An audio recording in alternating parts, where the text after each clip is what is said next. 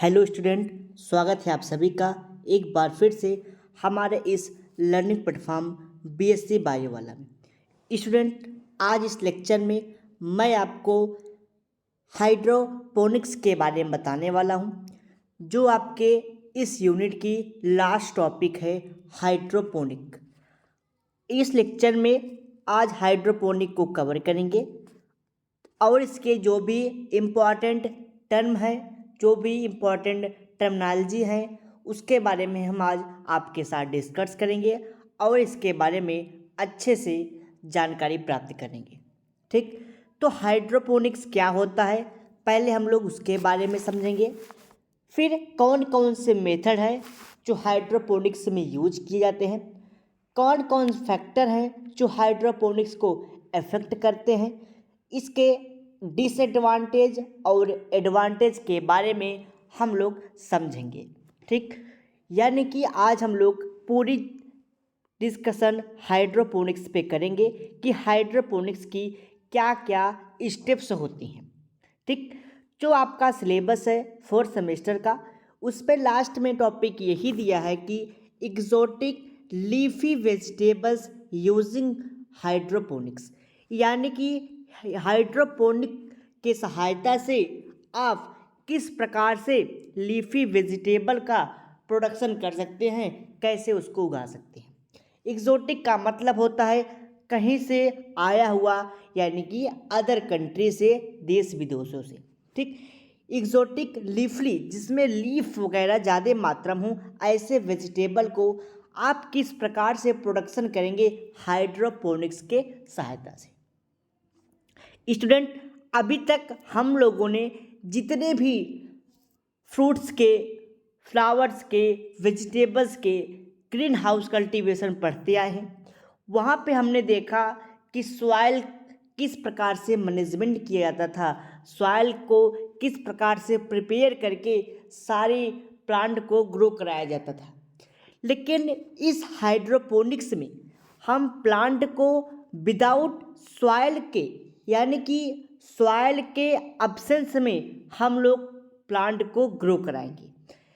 यानी कि मेरे कहने का मतलब यही था, हाइड्रोपोनिक्स एक ऐसी टेक्निक है, एक ऐसी टेक्निक है जिसमें हम लोग किसी भी प्लांट को, हर्बेसियस प्लांट को, ठीक, हर्बेसियस प्लांट को, स्मॉल साइज के प्लांट को वहाँ पे ग्रो करा सकते हैं जहाँ पे आपके फर्टिलाइज़र, यानी कि फर्टाइल सॉइल या फिर सॉइल ही एब्सेंट हो। यानी कि ऐसे जगह प्लांट को ग्रो कराया जाए जहाँ पे वाटर एब्सेंट हो, जहाँ पे सॉइल एब्सेंट हो। ठीक, उसको कहते हैं हम लोग हाइड्रोपोनिक्स, यानी कि सॉइल लेस कल्टीवेशन करना हाइड्रोपोनिक्स कहलाता है। ठीक, यानी कि विदाउट सॉइल के, बिना मिट्टी के, बिना सॉइल के ही प्लांट को ग्रो करा लेना ही हाइड्रोपोनिक्स कहलाता है। ठीक, तो जो हाइड्रोपोनिक्स कॉन्सेप्ट है, सबसे पहले उसको जूलियस वान सैक ने दिया था। ठीक, जूलियस वान सैक ने सबसे पहले हाइड्रोपोनिक्स कॉन्सेप्ट को दिया। उन्होंने बताया कि कोई भी प्लांट है, हर्बेसियस प्लांट, जिसको आप बिना सॉइल के, विदाउट सॉइल को ग्रो करा ले, उसको क्या कहते हैं हम लोग, हाइड्रोपोनिक्स कहते हैं। तब कैसे ग्रो कराया जाएगा वो समझिए। इन्होंने बताया कि कोई भी सॉइल हो, कोई भी प्लांट को, अगर आपको हर्बेसियस प्लांट को ग्रो कराना है तो उसके लिए सॉइल सबसे ज़्यादा रिक्वायरमेंट माना जाता है। ठीक, सबसे मस्ट पार्ट क्या माना जाता है, सॉइल। बिना सॉइल के अगर आपको प्लांट को ग्रो करा रहे हैं, वही टेक्निक कहलाती है हाइड्रोपोनिक्स। तो हाइड्रोपोनिक्स में उन्होंने ये किया कि सॉइल के स्थान पे उन्होंने एक छिछला सैलो क्या बनाया, एक दस्तरी नुमा बनवाया। उन्होंने उसमें थोड़े कंकड़ पत्थर डाल दिए, छोटे छोटे कंकड़ पत्थर डाल दिए। ठीक, उस कंकड़ पत्थर में क्या कर दिए, पानी, वाटर को डाल दिए। और एक बात आप लोग ध्यान में समझिए, जो सॉइल होती है सॉइल में प्लांट को क्यों ग्रो कराते हैं? तो सबसे पहला आंसर यही आएगा कि सॉइल से न्यूट्रिशन मिलता है प्लांट को, वाटर एब्जॉर्ब करता है सॉइल से, वहाँ पर डिफरेंट टाइप के फर्टिलाइजर प्रेजेंट होते हैं जो प्लांट को ग्रोथ में हेल्प कराते हैं, पहली पॉइंट। सेकेंड बात ये होती है कि वो सॉइल को मैकेनिकली सपोर्ट प्रोवाइड करता है, ठीक, प्लांट को सपोर्ट प्रोवाइड करता है ताकि वो सीधे स्टैंड खड़े रहे। तो सॉइल का यही मेन फंक्शन है कि उसको क्या देना, न्यूट्रिशन देना और उसको सपोर्ट प्रोवाइड करना। अगर हम उस प्लांट को सपोर्ट भी प्रोवाइड करा दें और उसमें सॉइल के स्थान पे वाटर डाल दें और उस वाटर में वाटर सॉल्युबल फर्टिलाइज़र को डाल दें जिससे प्लांट एब्जॉर्ब कर सके और अपने एक्टिविटी को यानी कि अपने ग्रोथ को कर सके, तो इस प्रकार से प्लांट हमारा ग्रोथ कर सकता है।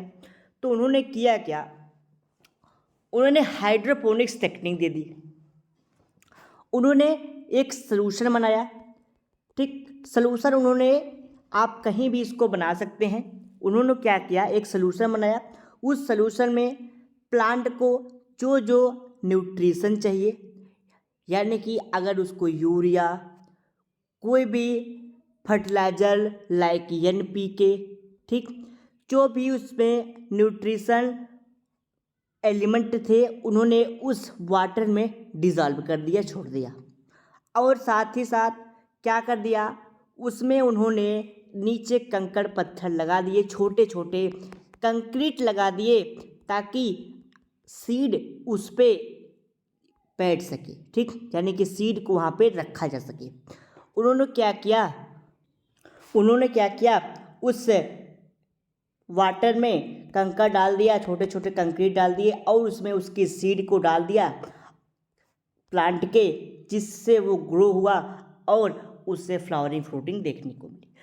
तो इनका कहने का मतलब यही था, अगर आप किसी भी हर्बेशियस प्लांट को बिना सॉइल के ही उसको ग्रो करा देते हैं, उसको क्या कहते हैं हम लोग, हाइड्रोपोनिक्स।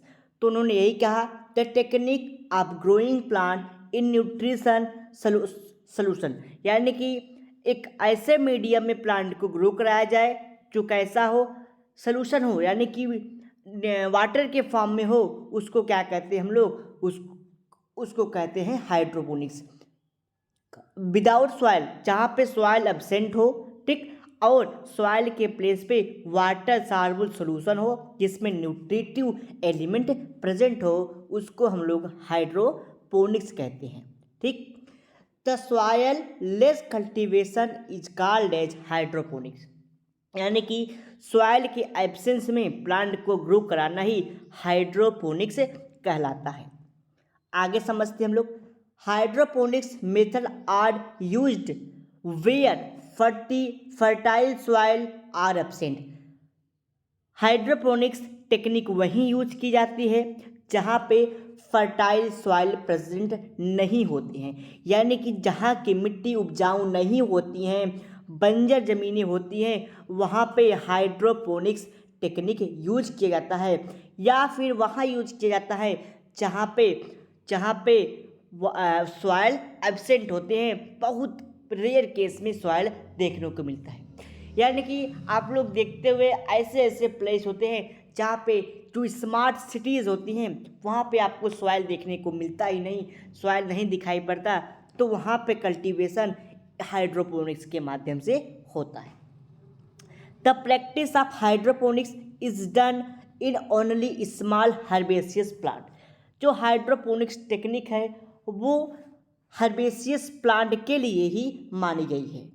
कहने का मतलब इसमें आप केवल छोटे प्लांटों को, स्मॉल साइज प्लांट को ही ग्रो करा सकते हैं, जैसे पालक का प्लांट आप ग्रो करा सकते हैं, टोमेटो का ग्रो करा सकते हैं, पोटैटो का ग्रो करा सकते हैं, इन सब छोटे छोटे प्लांट को आप ग्रो करा सकते हैं। और वेजिटेबल लीफली यानी कि पत्ती वाली सब्जियों को आप ग्रो करा सकते हैं, ठीक। तो आपको शायद एक हाइड्रोपोनिक्स का कॉन्सेप्ट क्लियर हो गया होगा, यानी कि जब किसी प्लांट को बिना सॉइल के प्रेजेंट में, बिना सॉइल के प्रेजेंट में यानी कि सॉइल एब्सेंट हो, वहाँ पे आप किसी प्लांट को ग्रो कराते हैं, उसको हम लोग कहते हैं हाइड्रोपोनिक। ठीक, अब हाइड्रोपोनिक्स में बहुत सारी टेक्निकें आती हैं। ठीक, यानी कि हाइड्रोपोनिक्स को ग्रो कराने के लिए बहुत सारी टेक्निक यूज की जाती हैं। ठीक, लेकिन हम यहाँ पे आपको बेसिकली दो टेक्निक के बारे में बताएंगे।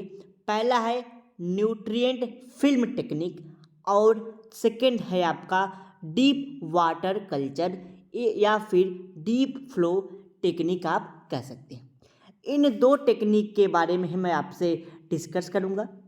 फिर उसके बाद मैं कौन कौन से फैक्टर है जो अफेक्ट करते हैं हाइड्रोपोनिक्स के प्लांट को और उसके एडवांटेज मेंटेनेंस और उसके एडवांटेज और डिसएडवांटेज के साथ ये टॉपिक वाइंड अप होगा। अगर आपको मेरी बातें समझ में आ रही हो तो आप फटाफट से लाइक कर दीजिए। आप अच्छे हैं, लाइक कर दीजिए। अगर और अच्छे बनना चाहते हैं तो वीडियो को शेयर कर दीजिए। चैनल पर नए हैं तो चैनल को सब्सक्राइब कर दीजिए। अपने मित्रों के साथ, अपने फ्रेंड ग्रुप के साथ शेयर कर दीजिए ताकि उनको अगर हाइड्रोपोनिक्स टॉपिक में कोई भी प्रॉब्लम हो तो वो सॉल्व हो जाए। ठीक, और अगर आपके कोई डाउट, कोई क्वेश्चन, कोई क्वेरीज होते हैं तो आप हमसे कमेंट बॉक्स में पूछ सकते हैं। और अगर आपको इसकी PDF नोट्स चाहिए तो आप हमारे व्हाट्सएप से जुड़ जाइए, टेलीग्राम चैनल से जुड़ जाइए। वहाँ पे सभी नोट्स अवेलेबल हैं, वहाँ से आप डाउनलोड कर सकते हैं या फिर आप अपना नोट्स बना सकते हैं। ठीक, अगर आपको किसी ग्रुप में जुड़ना है तो आप हमारे व्हाट्सएप नंबर 9598308044 पे मैसेज करिए ऐड, और ग्रुप का नाम लिख दीजिए किस सेमेस्टर में है, आपको ऐड कर दिया जाएगा। चलिए आगे समझते हैं हम लोग हाइड्रोपोनिक्स के मेथड के बारे में। पहला मैंने बताया है आपको न्यूट्रिएंट फिल्म टेक्निक। इस टेक्निक में क्या होता है, इस टेक्निक ये बहुत ही सिंपल टेक्निक है। इसमें कोई भी प्लांट को अगर ग्रो कराना है उसमें कुछ इस प्रकार से प्रक्रिया बनाई जाती है। ठीक, ये कुछ इस प्रकार से होते हैं। इसमें क्या होता है, एक पाइप होती है। इस पाइप में प्लांट के बीच में ये पाइप होती है। इस प्लांट के बीच में पाइप में छोटे छोटे पोर्स होते हैं। ठीक, छोटे छोटे क्या होते हैं, पोर्स होते हैं। ऐसे पोर्स होते हैं इसमें, जिसमें इसके प्लांट को, इसमें डिफरेंट जो भी प्लांट है उसको इसमें डाल दिया जाता है। ठीक, इसमें डाल दिया जाता है प्लांट को, प्लांट यानी कि अगर उसकी सीडलिंग है तो उसको डाल दिया जाता है। और इसमें ये पाइप होती है, इस पाइप में वाटर होता है और वाटर सॉल्युबल न्यूट्रिएंट होते हैं। ठीक, वाटर सॉल्युबल न्यूट्रिएंट होते हैं, यानी कि जो न्यूट्रिएंट होते हैं वो किस फॉर्म में होते हैं, सॉल्युबल के फॉर्म में होते हैं। इसमें उस वाटर रहता है और उसमें डिफरेंट टाइप के सॉल्यूशन होते हैं, यानी कि उसमें न्यूट्रिएंट प्रेजेंट होता है जो, और इसमें प्लांट के सीडलिंग को ट्रांसप्लांट कर देते हैं, इसमें डाल देते हैं, जो उससे क्या करता है। और हाँ, एक चीज़, एक तस्तरी पीछे लगी हुई थी, यानी कि एक सैलो सा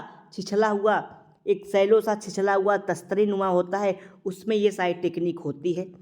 उसमें पाइपलाइन लगी होती है, उसमें प्लांट को सीडलिंग को डाल दिया जाता है, जिससे वो उस प्लांट से क्या करते हैं, फूड न्यूट्रिशन लेते हैं और प्लांट वहाँ से ग्रो करता है। ठीक, तो मैंने यही बताया कि एक पतला सा छोटा सा एक तस्तरीनुमा होता है, इसमें पाइपलाइन सिस्टम होती है। ठीक, एक पाइप दूसरे पाइप से ज्वाइंट होते हैं। ठीक, एक पाइप दूसरे पाइप से क्या होते हैं, ज्वाइंट होते हैं। इनमें क्या होते हैं, छोटे छोटे पोर बना दिए जाते हैं, छोटे छोटे पोर्स होते हैं। इसमें प्लांट को डाल दिया जाता है, उसके सीडलिंग को डाल दिया जाता है, और इसमें इस पाइप में वाटर सॉल्युबल न्यूट्रिएंट होता है जो उससे एब्जॉर्ब करके प्लांट को देता है, यानी कि वो प्लांट उससे लेता है और फ्लावरिंग फ्रूटिंग होती है। ठीक, तो वही बातें बताई गई। इन दिस टेक्निक प्रिपेयर्ड सीडलिंग, यानी कि पहले सीडलिंग तैयार की जाती है, फिर उसको ट्रांसप्लांट करते हैं इनटू सैलो प्लास्टिक ट्यूब। एक प्लास्टिक का ट्यूब होता है, ठीक, उसमें डाल दिया जाता है। अब वो उसमें क्या होता है, film, thin film of nutrient solution are continuously circulated, the nutrient solution are generally pumped from reservoir located below the plastic panel. ठीक, यानी कि एक छोटा सा पैनल होता है प्लास्टिक का, लोहे का, जिस भी चीज़ का भी बना लिया आप, उस पर डाल दिया जाता है, उससे प्लांट वहाँ से न्यूट्रिशन फूड लेता है और वो वहाँ पे ग्रो करते हैं। ठीक, this technique is very useful for cultivation of leafy vegetable and fruit, यानी कि लीफी वेजिटेबल और फ्रूट को उगाने के लिए काफ़ी अच्छा माना जाता है। सेकेंड आता है आपका डीप वाटर कल्चर, या फिर आप कह सकते हैं डीप फ्लो टेक्निक। ठीक, इसमें क्या होता है, इस टेक्निक में क्या होता है, जो न्यूट्रिएंट होते हैं वो फ्लो करते रहते हैं वाटर में। ठीक, यानी कि सीडलिंग को डाल दिया जाता है। ठीक, ऐसे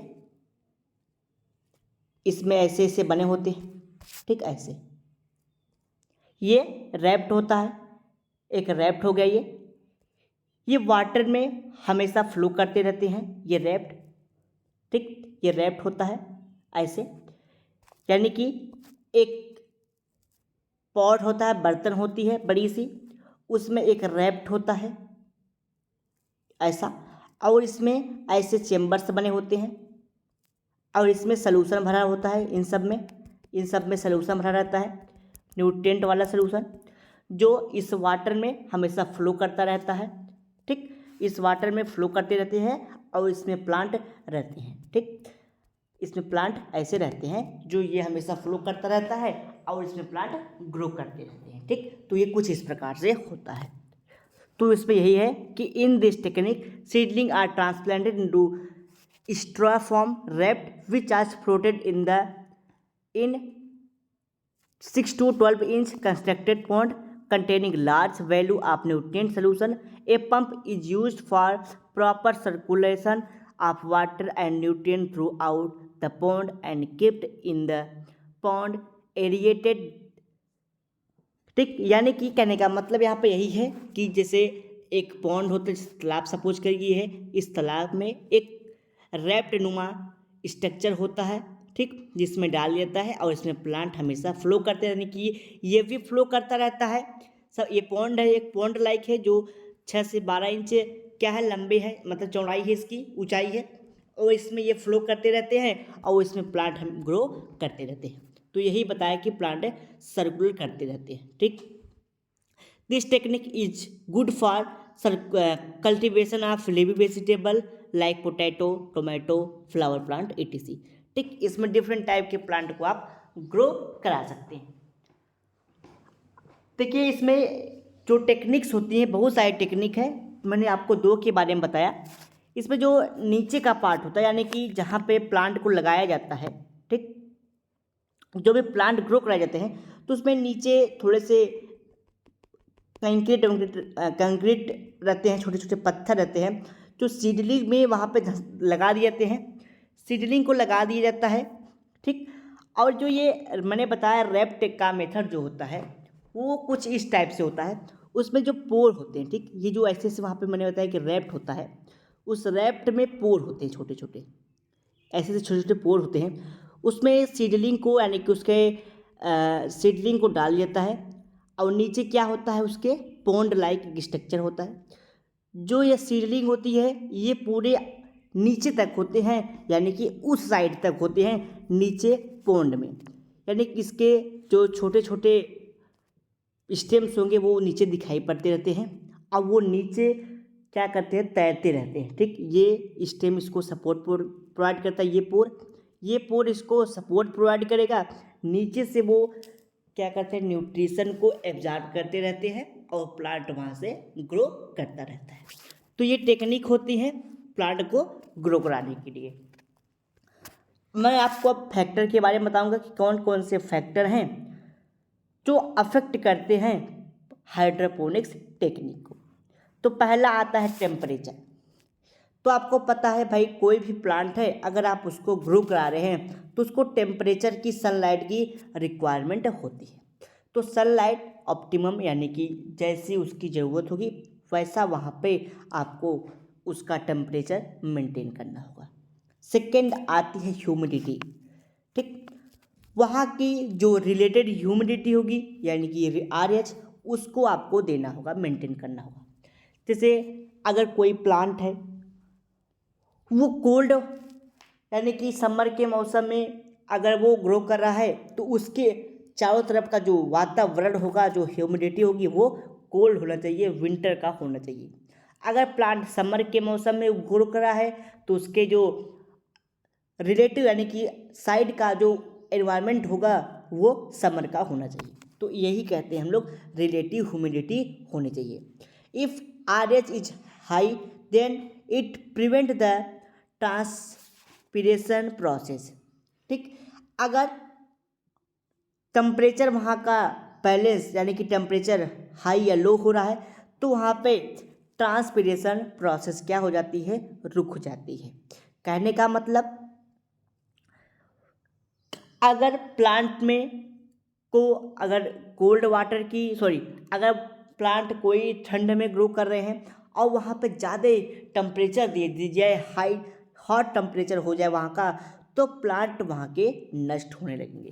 तो टेम्परेचर को मेंटेन करना क्या कहलाता है, ह्यूमिडिटी कहलाता है। ठीक, नेक्स्ट आता है लाइट। ठीक, यहाँ पे क्या था, फर्स्ट था टेम्परेचर यानी कि आप वहाँ का टेम्परेचर मेंटेन करेंगे। ठीक, फिर आती है लाइट। सपोज करिए आपने प्लांट को हाइड्रोपोनिक्स में ग्रो करा रहे हैं आप प्लांट को, तो फोटोसिंथेसिस के लिए उसको क्या चाहिए, सनलाइट चाहिए। तो आप इसके लिए सनलाइट की व्यवस्था करेंगे यानी कि अगर आप किसी घर में, ठीक, छोटे से पॉट में अगर आप इसका कल्टीवेशन कर रहे हैं तो वहाँ पे आपको लाइट लगानी होगी। अगर आप किसी कमरे में कर रहे हैं तो वहाँ पे सनलाइट आएगी ही आएगी। ठीक, अगर वहाँ पे कमरे बंद हैं तो वहाँ पे आपको लाइट की रिक्वायरमेंट करनी पड़ेगी। किसके लिए, फोटोसिंथेसिस के लिए। नेक्स्ट आता है डिजॉल्व ऑक्सीजन। और जिस वाटर में आप प्लांट को ग्रो करा रहे हैं उसमें ऑक्सीजन घुला हुआ है कि नहीं, उसको आपको मेंटेन करना होगा। यानी कि जिस भी बॉटल में, जिस भी पॉट में आपने प्लांट को ग्रो कराया है उसमें आपको टाइम टाइम पे वहाँ पे आपको ऑक्सीजन को डालना होगा, डिजॉल्व करना होगा ऑक्सीजन को। ठीक, यानी कि द लेवल ऑफ DO यानी कि dissolve oxygen should be maintain 5 to 25 पर यानी कि ppm पार्ट पर मिलियन। ठीक, in absence of proper dissolve anaerobic respiration occurs which inhibit the plant growth. अगर वहाँ पे ऑक्सीजन नहीं है तो प्लांट की ग्रोथ भी रुक सकती है। बात करते हैं maintenance of hydroponic system. Hydroponic system को मेंटेन करने के लिए क्या क्या चीज़ें ज़रूरी है उसको समझते हैं। तो पहला है hydroponics. The hydroponics tank should be placed on the such places where the get full sunlight for at least half of the day.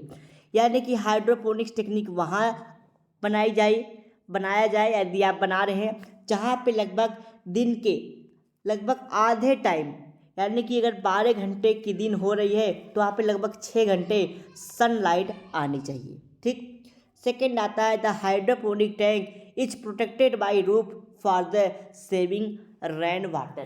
ठीक, अगर आप किसी भी प्लांट को ग्रो करा रहे हैं हाइड्रोपोनिक्स में तो ऊपर का, सपोज करिए आपने कहीं ग्रो कराया तो ऊपर खुला नहीं रहना चाहिए, वो प्रोटेक्टेड होने चाहिए। यानी कि उस पर ऊपर छत बने हुए होने चाहिए ताकि अगर वर्षा रेन वाटर हो, बारिश हो तो उस पर बारिश की पानी न पड़े, नहीं तो जो प्लांट हैं वो क्या हो जाएंगे, वो बिखर जाएंगे, वो निकल जाएंगे। ठीक, क्योंकि उस पर सॉइल तो है नहीं, विदाउट सॉइल के आप प्लांट को ग्रो करा रहे हैं। अगर उस पर रेन का वाटर पड़ेगा तो प्लांट क्या हो जाएंगे, उखड़ जाएंगे और वहाँ से वो प्लांट ग्रो नहीं करेंगे। तो इसका मतलब आपको प्लांट को ऊपर से प्रोटेक्ट करना होगा रूफ की तरह। ठीक, the pest are control either manually removing the damaged of infected plant leaves or by spraying suitable pesticide।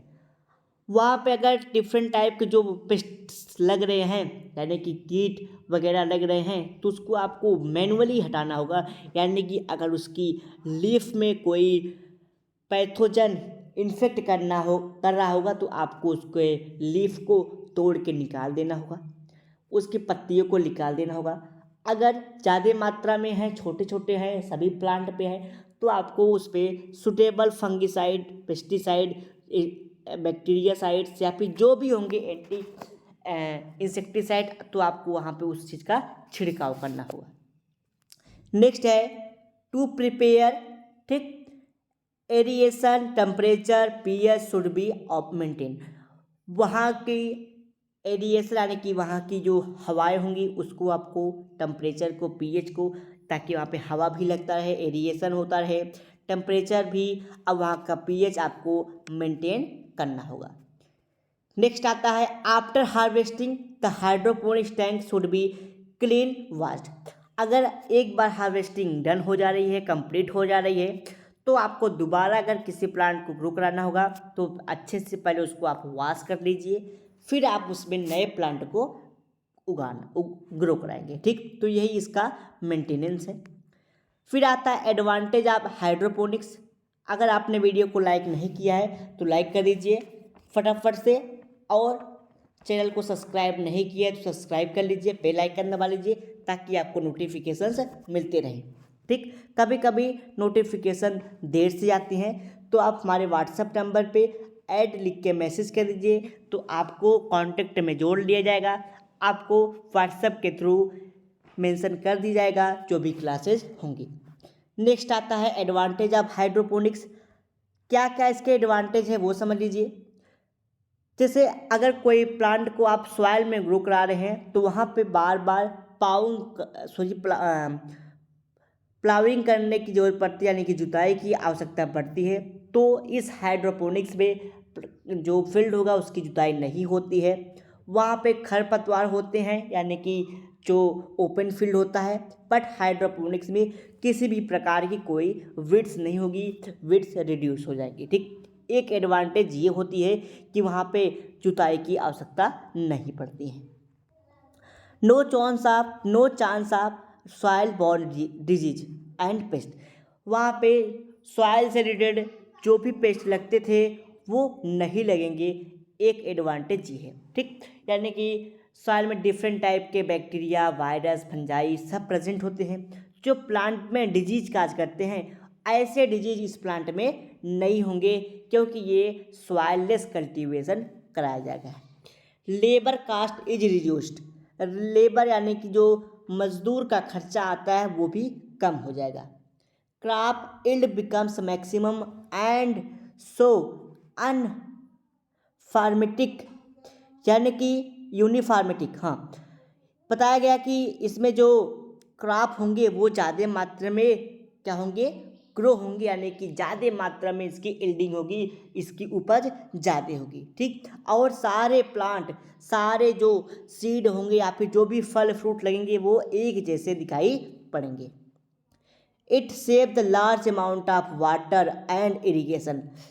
ये वाटर को भी सेव करेगा, यानी कि ओपन फील्ड में अगर आप प्लांट को इरिगेट कर रहे हैं, सिंचाई कर रहे हैं, तो वहाँ पे ज़्यादा वाटर की आवश्यकता पड़ती है, बट इसमें वाटर की ज़्यादा अमाउंट की आवश्यकता नहीं पड़ती। अगला आता है डिसएडवांटेज ऑफ हाइड्रोपोनिक्स। हाइड्रोपोनिक्स की क्या डिसएडवांटेज है वो समझिए। It require high initial investing conducting hydroponic system.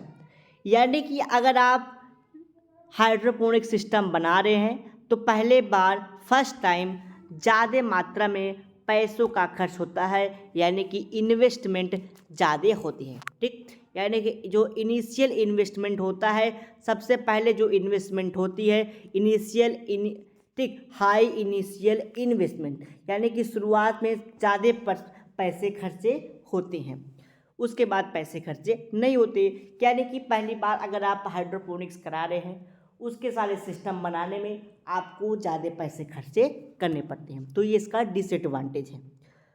Next है it require specially skilled person, ठीक, sorry, skilled person for maintaining pH temperature etc।